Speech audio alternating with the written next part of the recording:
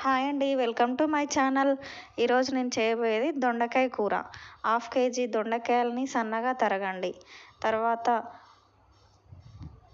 ఒక ఉల్లిగడ్డను కూడా చిన్న చిన్న ముక్కలుగా చేసుకోండి. స్టవ్ మీద బాండి పెట్టేసుకొని 2 స్పూన్ల ఆయిల్ వేసి ఉల్లిగడ్డలను వేయండి.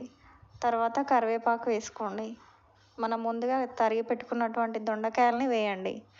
వేసి మంచిగా కలపండి గరిటెతో. తర్వాత మూత పెట్టేసుకోండి. మూత తీసిన తర్వాత 1 టేబుల్ స్పూన్ సాల్ట్ వేయండి. 10 నిమిషాలు మగ్గనివ్వండి సిమ్లో. స్లో ఫ్లేమ్లో పెట్టండి. తర్వాత 1 స్పూన్ పసుపు యాడ్ చేయండి. తర్వాత 1 టేబుల్ స్పూన్ అల్లం వెల్లుల్లి పేస్ట్ వేయండి. వేసి బాగా కలపండి. ఒక 10 నిమిషాల పాటు మగ్గనివ్వాలి. కర్రీ అనేది బాగా ఉడుకుతుంది.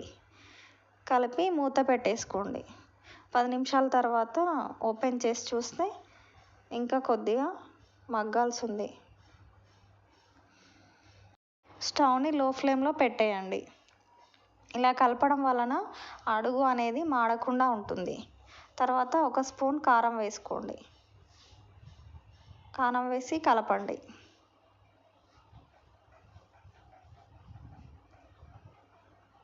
తర్వాత 1 టేబుల్ స్పూన్ ధనియాల పొడి వేయండి. అంతే, కర్రీ రెడీ అయిపోయింది.